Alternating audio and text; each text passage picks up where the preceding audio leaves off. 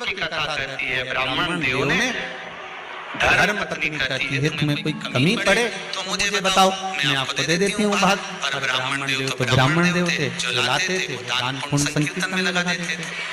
एक दिन शाम का समय, प्रदोष का दिन, प्रदोष काल, शाम का समय, भगवान देव अधिदेव महादेव माँ जगतजननी पार्वती जी के साथ में भ्रमण करने।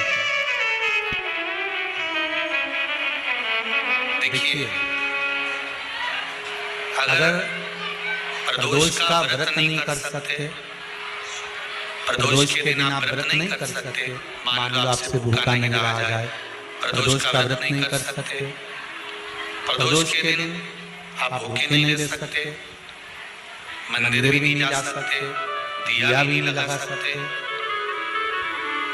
तो शिव महापुराण की कथा कहती है कि प्रदोष के दिन, प्रदोष काल में अपने ही दरवाजे के पास देवाधिदेव महादेव का स्मरण करते, लक्ष्मी की वृद्धि के लिए, कार्य सिद्धि के लिए, संपदा को प्राप्त करने के लिए आप अपने ही दरवाजे के पास में एक दीप लगा सकते हो। कौन से दिन? प्रदोष के।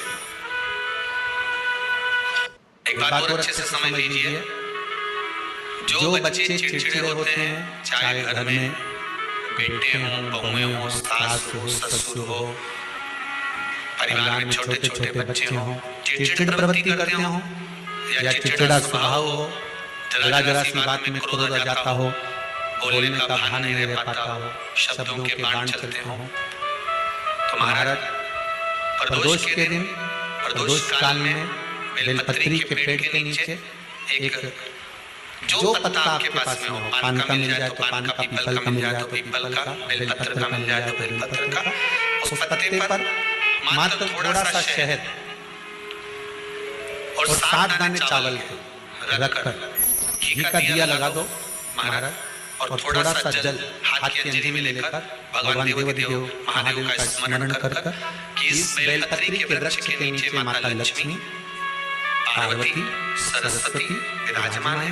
इसी बेलपत्री के पेड़ के नीचे मेरे देवाधिदेव महादेव का 12 ज्योतिर्लिंग का स्वरूप प्रकट है, उनका स्मरण कर जल चढ़ा दीजिए और उसका स्मरण कर लो जो चिड़चिड़ प्रवृत्ति करता हो, क्रोध करता हो, जिसको बोलने का भान नहीं होता हो, सम्मान नहीं देता हो, शब्द कहते हो, उनका स्मरण कर आप छोड़ेंगे।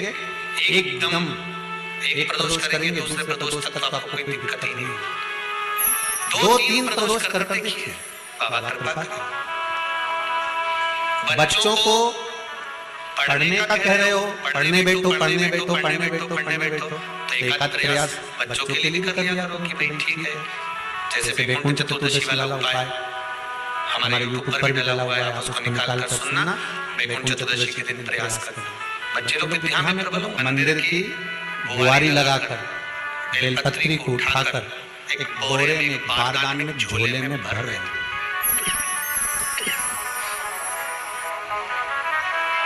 बारदान में, बोरे में, झोले में भर रहे हैं।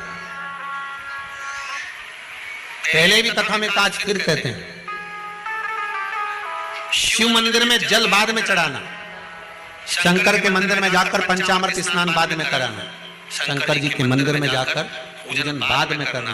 पहले थाली एक और रखकर शिव मंदिर में झाड़ू, पोछा या जो बेलपत्री, निर्माल्य जो भी रखा हो, उतरा हुआ सामान, उसको भर कर कहीं एक और जहाँ मंदिर वाले रखते हो वहां ले जाकर रख दो। झाड़ू पोछा एक बार जरूर।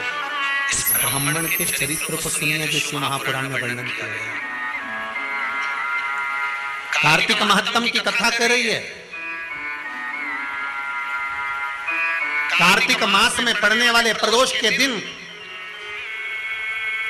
महाराज वो ब्राह्मण बेलपत्री को उठाकर बारदान में भर रहा है।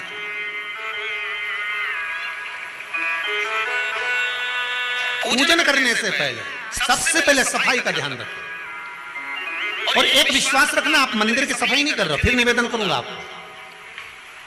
आप मंदिर की झाड़ू नहीं लगा रहे, आप मंदिर की सफाई नहीं कर रहे, आप मंदिर में पोछा नहीं लगा रहे। जितना हाथ आप मंदिर में फेर रहे हो सफाई के लिए, उतना आपके जीवन में जितना दुख है, जितनी तकलीफ है, जितना कष्ट है, जितनी बीमारी है, उस पर हाथ फेर रहे हो।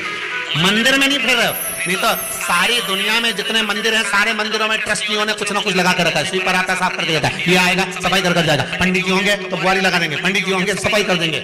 उन्होंने तो पंडित जी को बोल के रखा है कि साफ कर दो, पंडित जी करते नहीं है। पर पहला फर्ज आपका है कि आप मंदिर में आए हो तो पहले आप सफाई करो। क्यों? क्योंकि हम उसका द्वार साफ रखें। आज के समय में तो एक नियम हो गया साहब कि मंदिर में जाते हो तो मंदिर के दरवाजे पर चप्पल उतार के जाते हो। नहीं तो शास्त्र रीति तो ये कहती है कि मंदिर में भगवान सामने बैठा है तो उसके सामने चप्पल भी नहीं उतारना चाहिए। तो कई लोग कहते हैं मंदिर के अंदर थोड़ी ना उतारा, तो जीने से भी बाहर, एकदम गेट के बाहर वहां पर सामने तो है ना, सम्मुख में तो है। तुम्हारे यहाँ अगर 4 लोग दिवाली लेने आते हैं ना तो तुमने चप्पल रखने का भी स्टैंड बना कर रखा है। साइड में उतारिए, देहली पर मत उतारो, थोड़ा साइड में उतारो। सामने से सब आते जाते रहते हैं, सामने उतारो। सम्मुख में क्यों उतारो?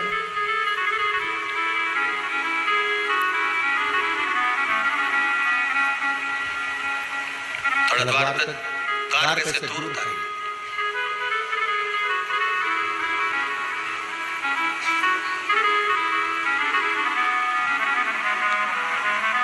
अभी तो कुबेरेश्वर धाम में काम चल रहा है। आप लोग जो दान दे रहे हो, आपके दिए हुए दान से निर्माण चल रहा है। अभी तो आप पहनकर जूता चप्पल के अंदर आ जाते हो। पहले दूसरे मंदिरों में चप्पल पहनकर हमने देखा है, आधिकारिक मंदिरों में ब्रजभूमि पर भी बहुत मंदिरों में लोग अंदर जूता पहनकर चले जाते हैं। पर जब तक बाबा नहीं बैठा तब तक तो आप पहनकर आ रहे हो। जिस दिन बाबा कुबेरेश्वर धाम में आकर बैठ गया, उसके बाद वो दोनों गेट पर चप्पल बाहर गए।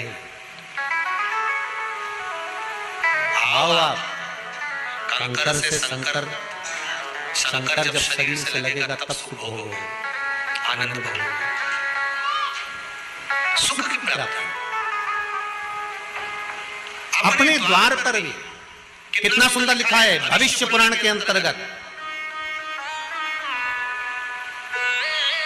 और विष्णु पुराण में रघु बाबा का चरण का चिन्ह भगवान विष्णु की छाती पर रहा। भगवान विष्णु की छाती पर रघु बाबा के चरण का चिन्ह रहा।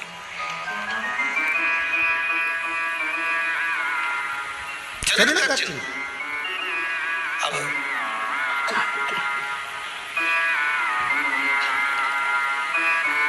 भविष्य पुराण में लिखा है कि अगर हम मंदिर के द्वार पर घर के चौखट के एकदम सामने चप्पल उतार देते हैं, 7 बार दिन भरने से, कितनी बार?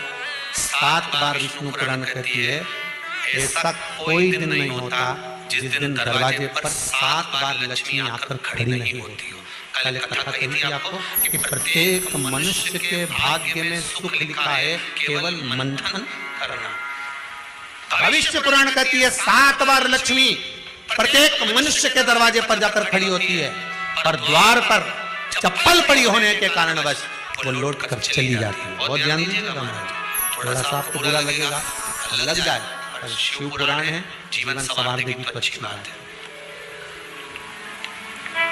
जीवन सवार दे तो अच्छी बात है। मंदिर के द्वार पर हम जब चप्पल छोड़ते हैं, जिस मंदिर की चौखट पर चप्पल छोड़ी है, आप जितनी देर आराधना में लगे रहते हैं उतनी देर तक आपकी चप्पल पर जितने लोग लांग कर जाते हैं, जितने लोग लांग कर प्रवेश करते हैं, उसका भी दुख आपके भाग्य में आता चले जाता है। ध्यान दीजिएगा। चप्पल का भविष्य पुराण में पढ़िएगा कभी कि पादुका का महत्व क्या है, पादुका किस ओर उतारना चाहिए, पादुका को कहाँ रखना चाहिए, किस जगह पर झाड़ू को रखना चाहिए, किस जगह पर चलनी को रखना चाहिए, सुई